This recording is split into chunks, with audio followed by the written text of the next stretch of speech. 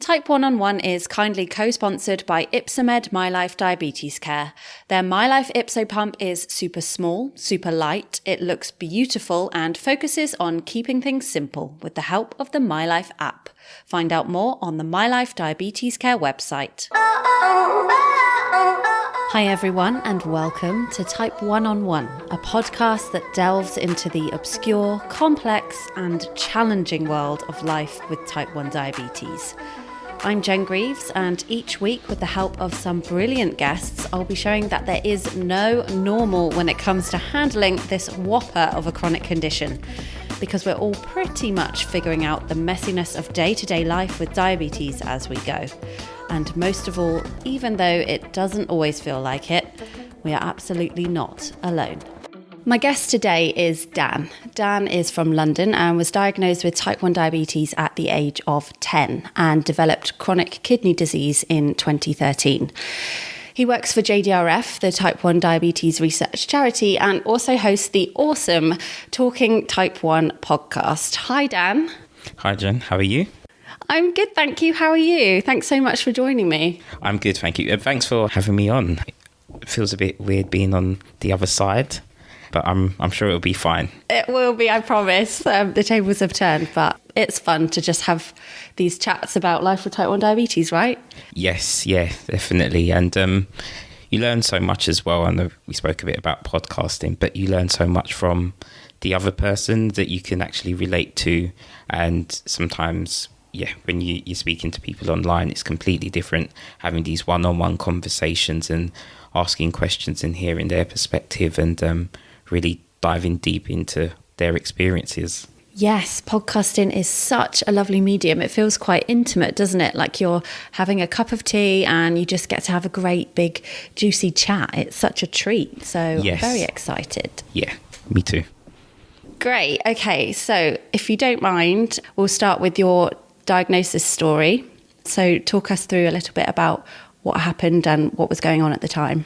Yeah, so I was diagnosed as you mentioned 10 years old, and I was diagnosed in August 1996. So it was the summer holidays and I was drinking a lot of Ribena. I was staying at my nan's house with my cousins because it was the summer holidays, and no one really thought much of it because I was drinking a lot and it was hot outside. My aunt took myself and my cousins to the cinema. At the cinema, I was unwell, so we left early. When we got back to my nan's house, I was still unwell. When I went home later that evening, again, still unwell. So my mum called the emergency GP to come round. And when he got round to our house, he tested my blood sugar levels, and he was like, "You need to take him to A&E now." And so, yeah, in A&E for what seemed like an eternity in the middle of the night with lots of tests going on and needles and not really understanding what was going on, but knowing that I wasn't well. And then the doctor sat me down and said, "You've got diabetes." And obviously 10 years old, you don't really understand what the magnitude of what that means, but you do realise that you're not well. During being diagnosed, I never went into a coma or anything like that. So yeah, that's my diagnosis story. And then I spent, I think, about a week or two in hospital after that. Learned obviously how to inject using an orange first, but I didn't do my first injection. I think my mum did my first injection, and then it was out of hospital, back at home, and then September was the start of the new school year. Yeah.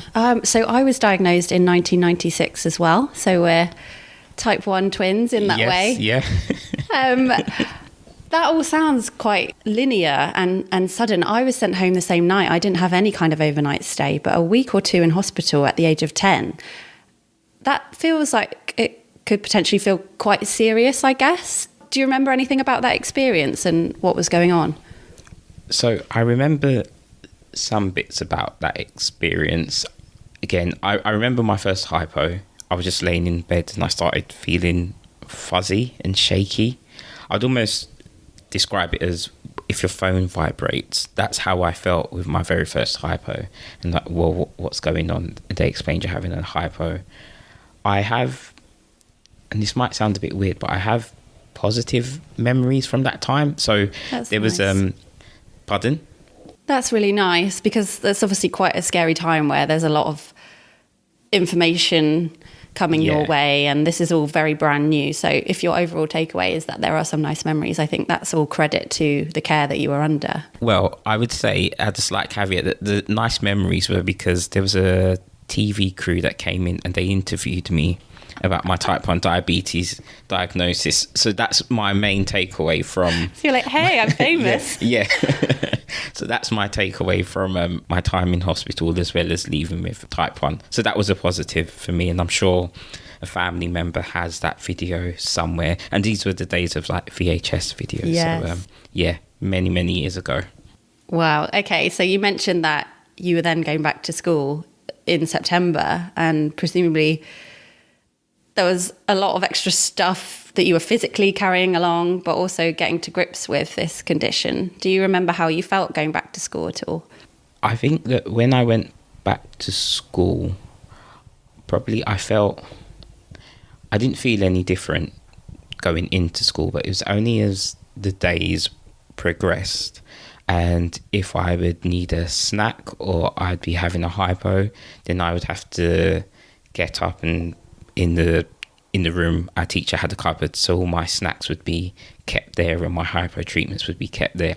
So in that sense, I was different to everyone else, but I also think that I went back different, and I only realised that as time went on that it felt like I was normal going into my summer holidays, and then I went back just somebody completely different, having to do different things that my classmates weren't doing. And so it was, that period was weird, because I was in a small primary school, and I'd been in the class with the same kids for a number of years. I kind of knew everyone, and I was in the last year.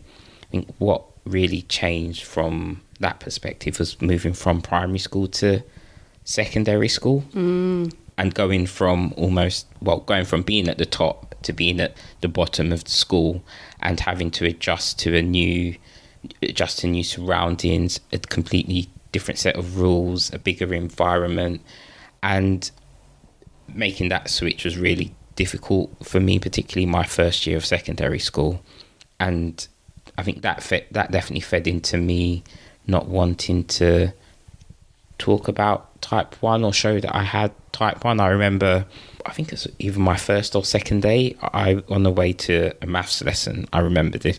I was having a snack, so I was having, I think, half a ham sandwich or something like that. And the teacher just walked out and came shouting at me for eating in the corridor. And that just shook me, because I was like, well, I've always been under the impression that if I need to have a snack, then that's okay, because that's what it was like in primary school. But then secondary school was, as I said, a completely different set of rules.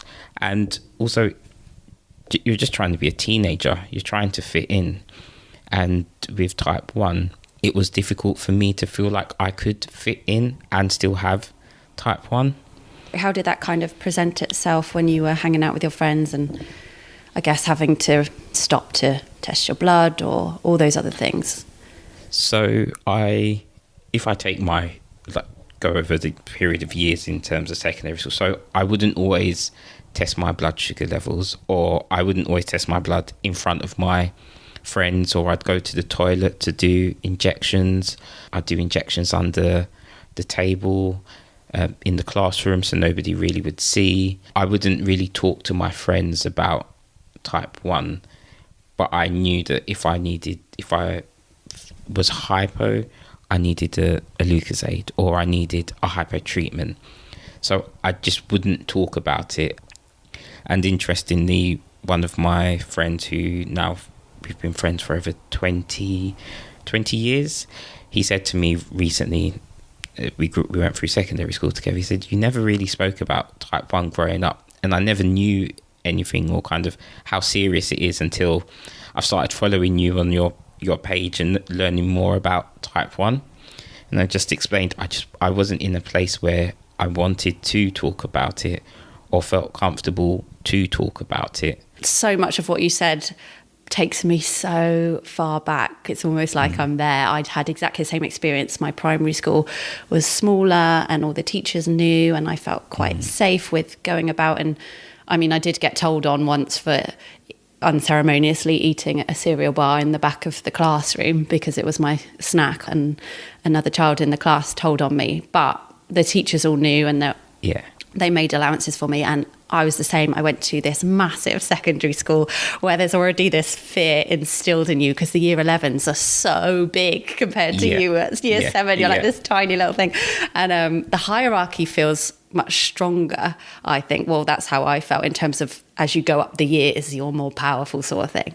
So I entered secondary school as this small little year 7, and the very first day, the very first break, I guess there was just so much to take in, and there were lots of new people and a new building, and I was getting lost and whatever. I went and did my lunchtime injection, but it was only first break, and I completely panicked. I burst into tears. We had to ring my mum, and that was so mortifying to me on that first day to be like, yeah, I'm going to secondary school, you know, you're growing up and whatever. And that was my introduction with type 1 diabetes, and it just wasn't a great start. So I can appreciate that feeling of just wanting to fit in and just wanting to get on with everything else.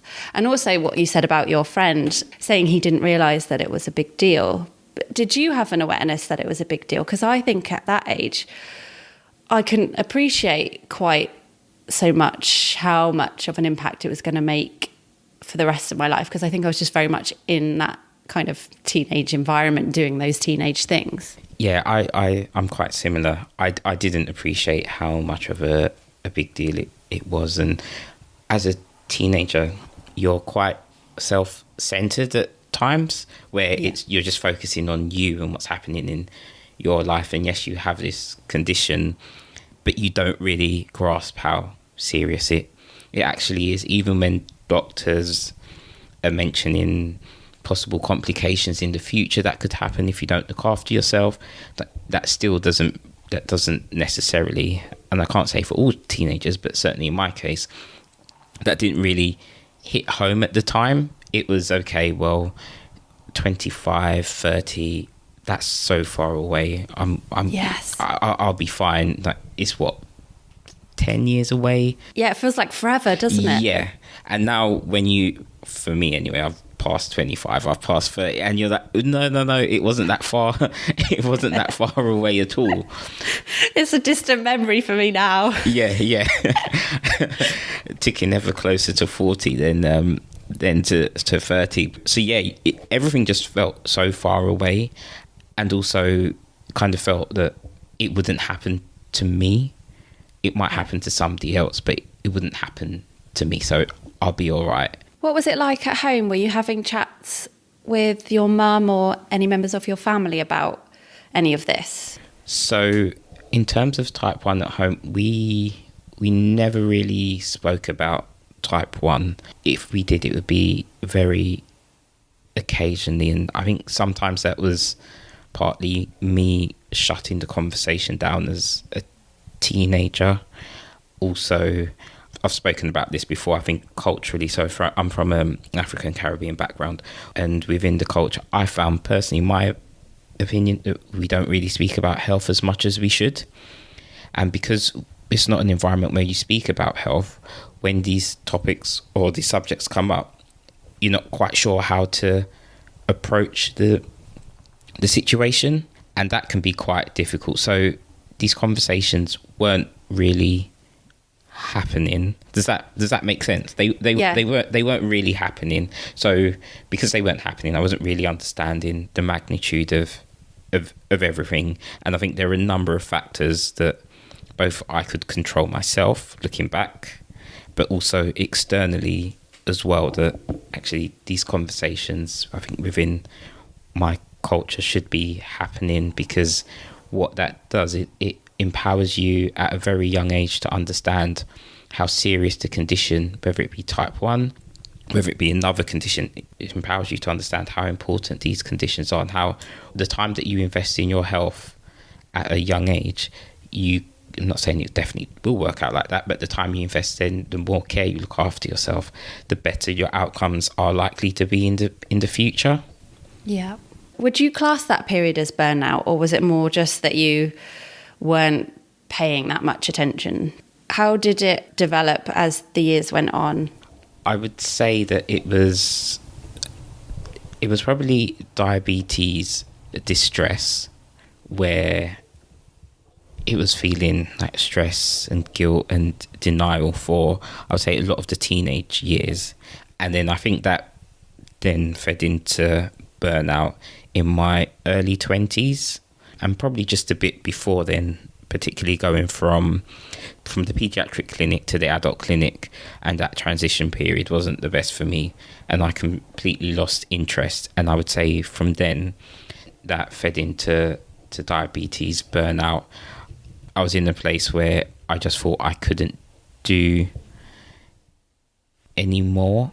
Everything that I was trying just wasn't working, and I wasn't testing my blood as much as I should. I knew that if I take insulin, I'd stay alive. And so for me at that time, that was my logic. You take insulin, you stay alive.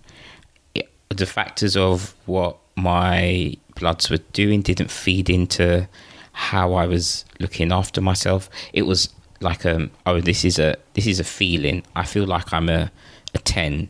I feel like I'm a 7, or I know my bloods are quite high because I'm going to the toilet a lot. And so it fed into, I'd say, burnout in my late teens, definitely early 20s, but the trigger for that was the transition period. And looking back, that was dangerous what I was doing, not having information that I needed to make sure that I was making the right decisions in terms of looking after myself. But at the same time, that was my coping mechanism to kind of get through, because I still knew that, you need to take insulin to stay alive. Yeah, and I think for a lot of people, that is all they can manage in terms of allowing diabetes into their life. That bare minimum, I know I need to take insulin to stay alive, is how a lot of people deal with their type 1, certainly for periods of time. And it's interesting you refer to that distress as opposed to a burnout. I heard a really interesting term that was nothing to do with diabetes. Instead of burnout, I think this was in terms of a work environment, a phrase rust out, where it was more like a complete disengagement and no kind of motivation around it. And that really made me think of the period that I had, because it wasn't that I was actively trying to ignore my diabetes necessarily. I just felt like I didn't have anything to give it. I just was like a bit, Yeah, that resonates a lot, because it's a full-time job. It's not as simple as you take insulin, your blood stay in the range, whatever your range is, and that's it. You take insulin, you put it away, you go back to when you eat, you take it again. There's so much that's going on. And I think as well, one of the things that kind of had stuck with me is, well, during that period and also growing up, I felt like I needed to be perfect. I felt like the target ranges that were set by my healthcare professionals, and I understand why those targets are there and the outcomes that they lead to. I completely understand that. But I had put this, you need to be perfect. You need to be a perfect person living with diabetes. And that was too much for me at the time to handle, and trying to be the perfect person. And then the occasions when I was testing my bloods and seeing that wasn't where it needed to be, that again was disheartening. And that chipped away at my confidence when it came to living with type 1. And just me as a person as well, because it's like you're trying to achieve this, but you can't. And it just seems so far out of reach. That took its toll, that striving to be perfect. Yeah. And it's such an interesting dynamic because those numbers are so black and white. And that is, in 1996, I don't know if it was the same for you, that is all that I ever got told. It was like, do this blood test, have this amount of insulin, these are the results you want. And there wasn't really that sense of, but caveat, there's 4,862 other factors that will affect you day to day and mean that probably that end result, that number, isn't always going to be as expected. That sense of perfection and frustration, did it impact other areas of your life? These are such formative years, you're starting out on your career and things like that. I think that looking back now, it definitely did. I put myself under a lot of undue pressure to be perfect. And I think that stems from definitely looking at the way that my interactions were with healthcare professionals growing up. And as you quite rightly say, back in 1996, the message that you were getting was, this is what it needs to be. This is what you need to be doing. And you're 10 years old, and well, in my case, I was 10 years old, and you're hearing this, and it's like, what are your numbers? What are your numbers? You need to be perfect. And that just sticks with you, and it almost becomes like a personality trait where I'm definitely not now, but I know particularly growing, I was such a perfectionist, and that's where I believe it stemmed from. But actually, if I had realised, and where I am now is that as long as I'm doing my best, that's all I can do. And some days my best is better than others, and I'm aware of that, and I'm comfortable with that. But as long as I can say I've done my best, then that's all I can do. I've stopped striving for perfection. I've stopped trying to make sure that my HbA1c is perfect. I've tried to do the best that I can do to make sure where it needs to be. But in terms of actually having that feeling of, yeah, you need to be perfect, you're the best ever type 1 that ever lived, that's long gone and out of my psyche. Great. I imagine that must be quite liberating as well. Yeah.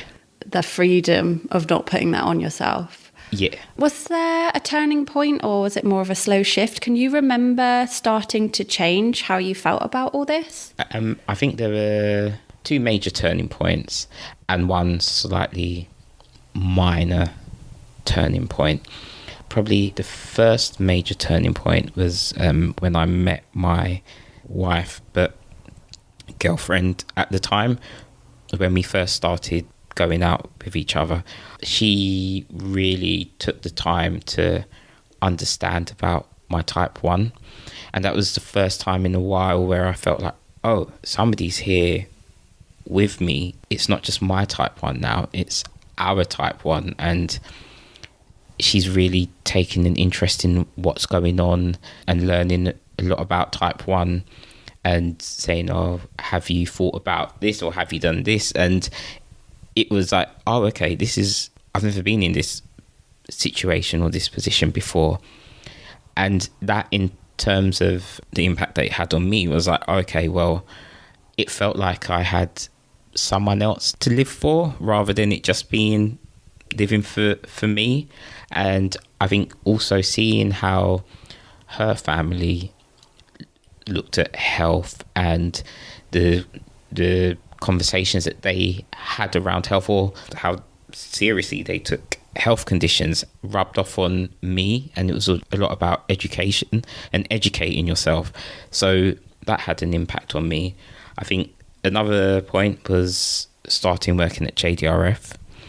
That was the first time in, I think, years that I've been in the same rooms, I'd say, with other people living with type 1. And it just felt like a safe environment to be in. I'd worked in other organisations where I was definitely the only person living with type 1 in the department, and it just didn't feel safe. And I've spoken to other people about who are obviously in the workplace with type 1, and that worry about type 1 being seen as a weakness I had experienced in other workplaces. But working in JDRF, I no longer had that worry just following me around the workplace, and that helped me. And also working at JDRF, learning more about type 1 and learning more about the condition and all the other different treatments that are available and things that I might have thought were out of reach in terms of having an insulin pump or getting access to an insulin pump. Learning actually this is a process that you need to go through to get an insulin pump. The minor thing which helped as well is actually going on a Daphne course and just learning after, I'd say, 15, maybe 16 years of living with type 1, actually how to carbohydrate count and have that structured education, which I'd never had before. And that, again, had an impact. That word safety, that is so powerful to me. The sense of feeling safe to even acknowledge that you live with this and you can be yourself and put your hand up and say, hang on a minute, I need to address this hypo or whatever. Especially if you're getting messages that having a chronic condition is a weakness and already you've got this pressure on yourself that you need to be perfect. And I think you've touched on a really interesting point there, that everyone kind of has to put in the work for themselves, but you can only do that once you get to that point where you're ready, I think. Especially if you've had the experiences that you have where you've ended up in a certain frame of mind. Like, I can certainly relate to that. Yeah, I agree. I definitely think people can tell you, and I know we use it in everyday society, but people can tell you all the information that you need to hear. But if you're not ready to accept it, then you won't accept it and you won't make those changes. And probably for a long period of time, I wasn't ready to accept it and I wasn't ready to make the changes and actually step out of my comfort zone, which wasn't the best place to be, but it was kind of a comfort zone that I had created. But again, it wasn't the best comfort zone for me in terms of my physical, mental, and I say emotional health as well. But it's so hard to see it at the time, isn't it? Because you're in it. Yes. And like you say, it's not until you've got these external factors, a job that made you feel safe, a partner who, by the way, sounds incredible, where the perception starts to shift, I guess. Yes. And yeah, although I just used the words safe and safety, when you've said what you said, I can realise, yeah, it makes a huge difference because you can, or I particularly felt like I can just relax. I can just be, I can be me with no fear of consequences of what's going to happen because I'm talking about having type 1. And particularly when you don't work in an environment where people know about type 1, even if you just explain to your manager, look, I had a hypo at 5 o'clock this morning. I've made it to work. I might be a bit slow today or for a few hours in the morning, but I'll pick up in the afternoon. When you're in a safe environment like I am now, I don't have to worry about what's my manager thinking. It's like I can say it and I know that I will be okay. And I didn't have that before in the workplace. And that's just one example. And just in terms of my wife, she's been amazing for me, particularly obviously living with type 1 and where I'm living with complications of type 1 as well. So yeah, it's been great to have her support along the way. Yeah, I think we should take a moment here to acknowledge the partners and the friends and the loved ones that go through this with us, because no, they don't know what a hypo feels like, but it doesn't mean they're not worrying just as much or thinking about it just as much in different ways than we are. And almost, I think, potentially it's easier for us because we can do something about it. We can deal with it. We can manage it, you know, and they are watching someone that they love and care about go through this and have to be sort of 1 degree removed because they can't live through this experience. Yeah, and I've said that I've asked her, what's it like when you see me having a hypo? And she said it can be like really scary, particularly at times when, I don't know about other people, but there's times when I know that I'm hypo, but sometimes actually having the energy to treat the hypo can feel like a lot at the time, even though I know I'm hypo. And she said that when you're that sort of hypo, and I know you just need to have an orange juice, it can be really worrying because you might take your time in having an orange juice or something like that. And she said sometimes if you have a really bad hypo and you're just waiting for the orange juice or whatever you've taken to kick in, that can be a worrying time as well, because I'm just sat there waiting, and obviously you can see what's going on but not being able to do anything. Yeah, definitely. I get that sense of when you mention not being bothered. I don't know if you have this. We're both on Omnipod, aren't Yes. we? As an insulin pump system. Mine always expire at night. That's how I run them, so that they don't start beeping at me in the middle of the day and demanding my attention. So it tends to go off 10, 11 o'clock at night. So I'll do it before bed. But some days, obviously, depending on when I've actually ended up changing it, because you get an 8-hour window, it will be later. So I'll be in bed and the thing will go off and I need to change my pod. And it's such a short process, relatively. It's a couple of minutes. But at that point, I've cleaned my teeth. I've laid down, I'm completely ready to go to bed. And for me, when that alarm goes off, it feels like the biggest task. It just isn't. But I can relate to what you're saying, where you're like, diabetes, I cannot be bothered with you right now. Yeah, I know what you mean. It is a really short process to change your pod, but depending on what time it goes off, it can feel like a 20-minute process. So I get that as well, and I experience that as well. Totally. And the hypo one, if I've woken up in the night with a hypo, that's the one where I'm like, oh God, I have to deal with this. And, it takes 30 seconds to have some orange juice, but I don't know, it feels like you're climbing Everest sometimes, doesn't it? Yeah, and sometimes I'm like, are you sure you're hypo? And then I know I am, and then I check and I'm like, yeah, you are. And then you just, nighttime hypos aren't my favourite at all. No, I find them immeasurably worse because your body's had to work quite hard to wake you up. Well, I'm fortunate enough to have the Dexcom now, but by the time you do wake up, you're so much further into that hypo, and obviously you've been asleep, so you're not quite sure what's going on anyway. And it's dark and you're just crashing around trying to find the juice. Dexcom's G6 continuous glucose monitoring system proudly co-sponsors Type 1 on 1. With the Dexcom G6, you can get continuous glucose readings to your compatible smartphone or watch up to every 5 minutes, and directional arrows that tell you which way your glucose is going, giving you more time to focus on life. You can also share your data with up to 5 family and friends as long as they have a compatible smart device. The Dexcom G6 starter kit is available for £159. Find out more at dexcom.com.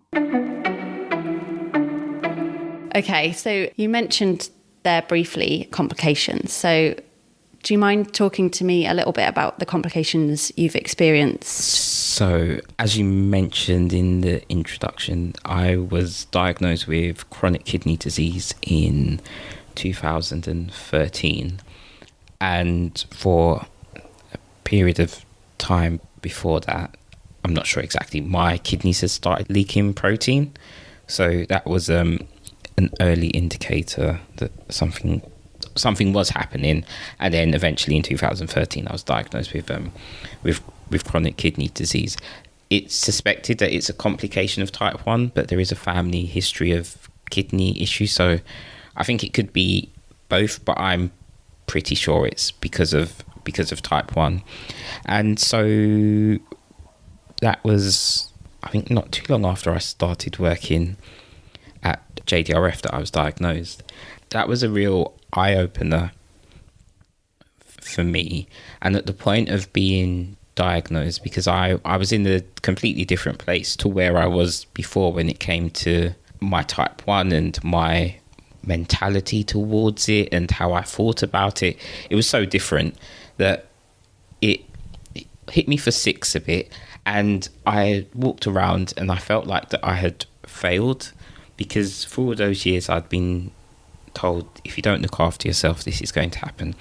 if you don't look after yourself, this is going to happen. And then in the end, me not looking after myself, that same thing had happened, and I felt embarrassed, I felt ashamed, I felt like there was a stigma, and I'd failed a diabetes test that wasn't there, but these were all the emotions that I felt. And during the next 5 years up until my transplant, it was a very up and down time, and where it came towards the latter stages of the progression of the kidney disease, I kind of focused more on trying to manage my kidney disease than it came to managing type 1. And what I mean by that is that I felt quite comfortable in terms of how I was managing type 1 and knew what was going on. And at this point, I was on an insulin pump, so I had a better understanding of what was going on. And my focus, my day-to-day focus, was a lot more around my kidney disease in terms of when it came to food and nutrition and stuff like that. But I think that, again, just over that period with kidney disease, it taught me a lot, and I learned a lot. And kind of what came out of the whole kidney disease was that other people get ill. And what I mean by that is that when I was going up to having my transplant, so I was very fortunate enough that I had a live donor. So basically what that means is that somebody who is living gave me one of their kidney donors, and that was a family member. So I'm very fortunate to be in that position. And also I didn't have dialysis as well. So again, I was very, very fortunate not to have dialysis and to have a kidney transplant. Did that look like it was something that was going to happen at one point? No. So I don't know too much about it. How does it develop, and how much of that management that you mentioned can impact how the disease develops? So when you mean, did it look like it was going to happen? Do you mean the kidney, needing a dialysis? Oh, sorry. Okay. So yes. So in terms of dialysis, yes. So basically, with chronic kidney disease, gradually over time, your kidney function declines. Now, you can do a lot to keep your kidney function stable and to keep the decline at bay for a period of time. But eventually, when it does decline, you either need, it's a bit like with type 1, where insulin is the best form of treatment, a transplant is the best form of treatment, but you can have dialysis ultimately waiting to have a kidney transplant. So where my function had declined, dialysis was a realistic option. I was 2 weeks away from needing to start dialysis from the point of having my transplant. So my kidney function had dropped to, I think, between 5 and 7%. And if anyone's listening who's lived with kidney failure, you feel quite tired. Everything is just an extra slog and hard work, and you feel drained. You've got a lot of water retention. You've just got a lot going on. There's difficulty with, I particularly had difficulty with breathing, but also, even though I had all of this going on, I was still determined to work, because in my mind I was like, wow, I'm not letting kidney disease stop me from working. So, and type 1 on top of all this as well. Yeah, and type 1 on top of that. And I think that mentality came from having type 1, where within the community it's also, you can do what you want to do. Don't let anyone stop you from telling you can't do what you want to do. And I've also had that mentality growing up as well. So I was working up until Monday, and then I had my kidney transplant on the Wednesday. And I felt, as much as I had all of this going on, I felt fine, not fine, as best as I could going into work. And I still wanted to work because I didn't want the kidney failure to stop me from doing that.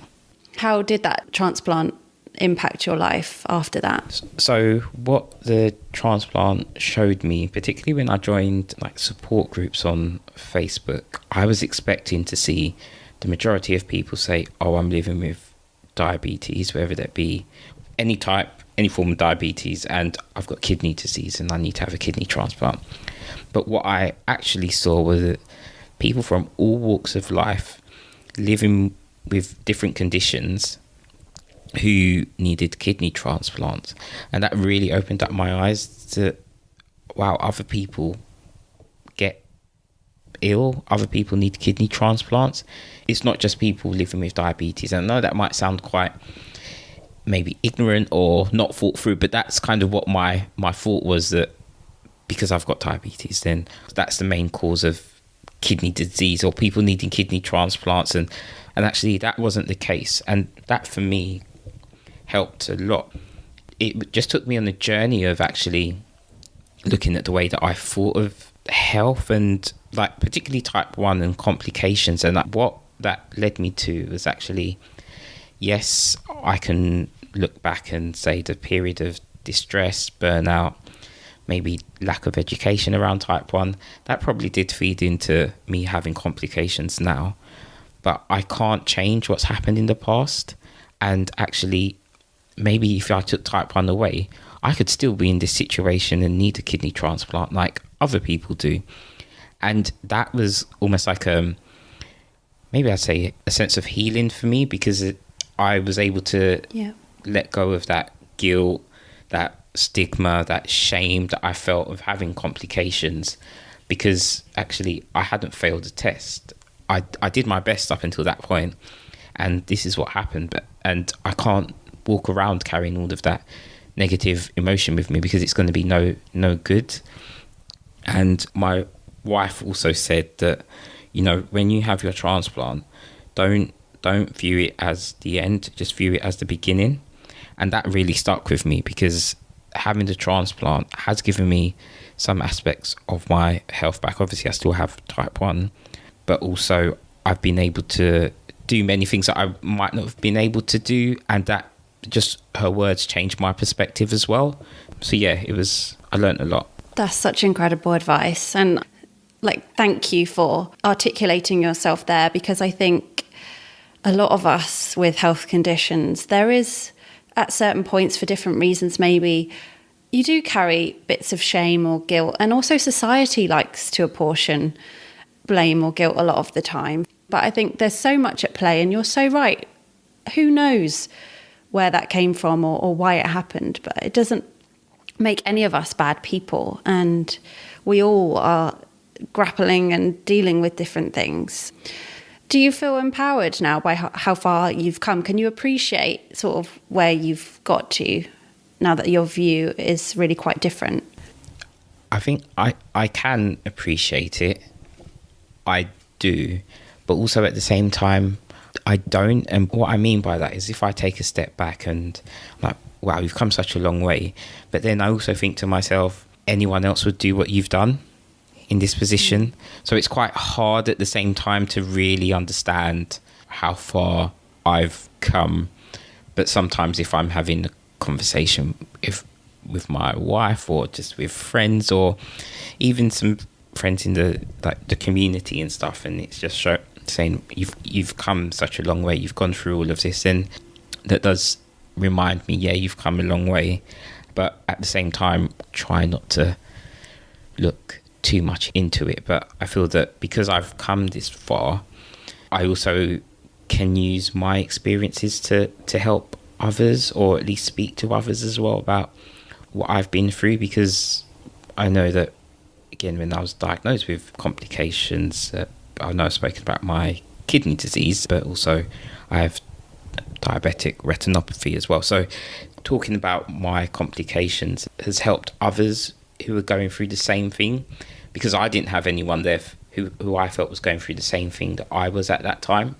And then I also felt alone. So trying to be there for other people, at least sharing my story, is, in a way, I'm hoping I'm giving back to people who find themselves living with complications, whether it be the same as me or different ones. You absolutely are. I can say that without a doubt. And I think that is in part why our community is so powerful, so passionate, and there's that sense of real connection and wanting to talk about this, because it is so much to go through. And you know, there are so many different voices out there now. I think that's incredible because everyone is not for everyone, but you don't know who you're helping. You don't know who really needs to hear what you're saying. And I'm sure you've helped many, many, many people, but even if it's just that one person who's scrolling your post. And, you know, I saw the other day that you'd posted your scars from your surgery and you had your Omnipod on. And I thought, wow, that's so amazing. You know, there's probably someone out there about to go into surgery who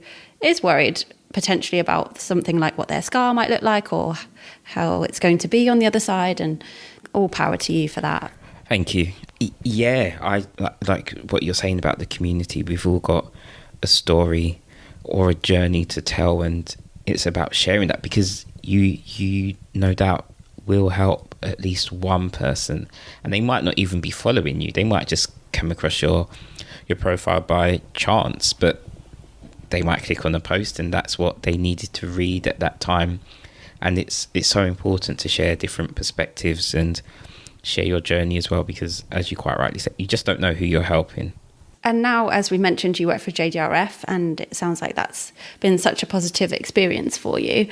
How do you balance living and working with type 1 diabetes in terms of like being surrounded by it all the time, I guess, and talking about it all the time? And so my approach to that was when I first started at JDRF, I wasn't really too involved in the community online.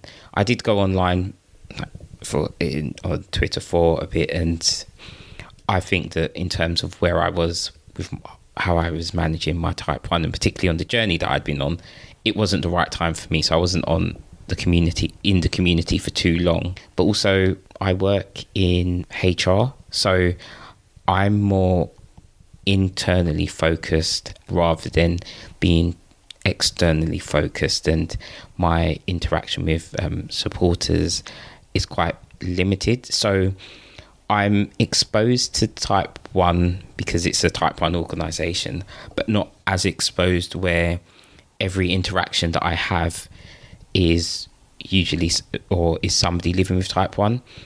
So it's been quite different for me in that aspect. And I'm now in a better place when it comes to managing my type 1 and talking about my life with type 1, where I feel that I can share my journey. So I've had to do it when I was ready. I was in the right mind space to be able to talk about type 1 from my own perspective, but also work at a type 1 organisation, if that makes sense. Yeah, totally. Going back to community, it's amazing, but sometimes it feels like a lot. You know, if you're talking about type 1 all the time and living with it, you do have to be in the right mind frame, I think, sometimes. So then having that as your work, it's really interesting, I think. Did you apply for that job specifically because it was a type 1 diabetes charity, or was it more coincidental? I would say probably more coincidental. So my predecessor, I happened to come across his profile on LinkedIn, and I was like, oh, he works in HR, I work in HR. It's a type 1 diabetes charity. I've got type 1. I'll just connect. And that's how I came across JDRF. So I'd never heard of JDRF before. It's very kind of universe aligning, though. There's something quite serendipitous there, isn't there? Yeah. And this is what I mean when I say that I feel that was a major point in terms of me managing my type 1. When it came to actually first going on an insulin pump, I had a colleague who was talking to me about their insulin pump, and that planted the seeds of actually looking into, do I really want an insulin pump? What does it do? What are the benefits? And now, coming up to 5 years, I've been on an insulin pump, so that has helped me. The first time an insulin pump was mentioned to me was when I was, I think, 15 or 16, and I just wasn't interested at all. And I could look back and say, well, maybe if I had an insulin pump at that time, things might have been different for me when it came to managing my type 1, but I'll never know. You've talked a bit about your view of the numbers and how your perception has changed over the years. How do you stay positive on the days now where the numbers aren't playing ball? I have bad days, but when I have the bad days, I try my hardest not so much to let it affect my mood. Or, yeah, I just try not to attach an emotion to the numbers, but I can get frustrated and be like, oh, what's going on? And particularly when you're seeing numbers that you don't want to see. And I try my hardest to focus on the following day and being like, the next day is a new day. Let's go again. And I was at actually a JDRF Discovery Day in Kent a few years ago, and there was a speaker there, and I think her son has type 1, and she said, the numbers, they're just information, it's just data, and it's telling you what you need to do next. There's no emotion to it. You add the emotion. They're just telling you what action you need to take. Do you need to take insulin? Do you need to treat your hyper? Do you not need to do anything? So I try my hardest to adopt that mentality as well. And it's not always easy, but I just try my hardest to do that. I think that's, again, part of this, we keep saying journey, but it's true. And you're right, you can't look back and say, I shouldn't have done that. You needed to go through that potentially to get you to where you are today. You sound so wise, and you've got this real sense of perspective now. Yeah, but as you quite rightly say, I needed to go through everything that I have gone through, whether it be good, bad, ugly, to be where I am now. And had I not gone through that, I wouldn't have this perspective. And I think sometimes when you do experience, particularly complications, and by no means am I saying that the complications that I've experienced are the worst type of complications when it comes to type 1, but when you do experience that, it does change your mentality and your perspective. I think the experience has led me to where I am now. I hope that makes sense. Yeah. I'm not sure if it does. Yeah, I'm absolutely taking comfort in what you're saying, because so much of what you said has resonated and will resonate with people who are maybe at a different stage, who are feeling quite frustrated, etc. And one thing that I would say is that if you are listening and you're feeling frustrated, I'd say the one thing probably not to do is try not to compare yourself with other people that you see online. And I do it sometimes, but I try my hardest not to, because we're all running our own race, and that's what helps me get through a lot of the days. Is that, okay, somebody's type 1 might be doing great here, and that's great for them because that's what they're doing, but I can't compare my situation to what they're going through. So yeah, that's just a bit of advice I'd give as well. 100%. And I think that's why these kind of conversations about this less shiny, less accomplished, these harder parts are so important, because it can seem on social media platforms that people are achieving so much, and someone else's 10% might be your 100%. And you have to allow for that. And also, if you're keeping yourself alive and you are living with type 1 diabetes, that is an achievement in itself, day in, day out. Yeah, I completely agree. We are doing the job of an organ, part of the job of an organ in our bodies, and that's by no means an easy feat. And if you extend that to a parent of a child who's doing the job of an organ in their child's body, that's no easy feat at all. And it can be, I would say it's relentless. You're always doing it. You never have a break at all, and it's always there. Definitely. Oh wow, this has been like therapy for me. Thank you. Is there any other advice that you've heard along the way, or something that you personally keep coming back to that has really helped you? So I recently spoke to Chris Bright. He's an international futsal player for Wales, and he said on my podcast, he said the best view comes after the hardest climb. And that really stuck with me, because no matter where you are now when it comes to your type 1, after you get through whatever you're going through, it might not be a hard climb for somebody else, but it could be a hard climb for you. It could be anything, that whether you're struggling to, like I was, to check your bloods every day, whether you're living with complications, and actually after you get through certain points, the view is so much clearer because you've realized what you've gone through and what you can achieve. And I really like that saying when he mentioned that. So yeah, apart from everything else that I've said, this really does stick with me. Yeah, that's great advice from Chris. Yeah, he's doing amazing things as well. This community is fab, isn't it? Yeah, he's doing great stuff over at the diabetes football community. So definitely check them out. Great. Okay. Where can people find you if they want to connect with you? So if you want to connect with me, I'm on Instagram and Twitter. My handle is @T1D_Dan. If you want to listen to my podcast, if you just go to your podcast app and search for the Talking Type 1 podcast, or you can find the podcast on Instagram. The handle is @Talking Type 1 podcast. Thank you so much for your time, Dan. I think you will have helped so many people, and I really appreciate the generosity that you've shown me with telling your story. So thanks so much. Thanks, Jen. Thanks for inviting me on, and keep up the great work with the podcast. You're helping lots of people out there. Likewise. Thanks so much. Thank you. I hope you enjoyed this episode of Type 1 Please remember that nothing you hear on this podcast should be taken as medical advice. I'm definitely not a healthcare professional. If you like what you hear, hit subscribe and do leave a little review on iTunes if you have time. It really helps to spread the word about type 1 diabetes. You can find me at Miss Jen Grieves across all the platforms, and the podcast show notes live at missjengrieves.com. Thanks again to Dexcom UK and Ireland and Ipsomed My Life Diabetes Care for sponsoring this episode. And thank you so much for listening.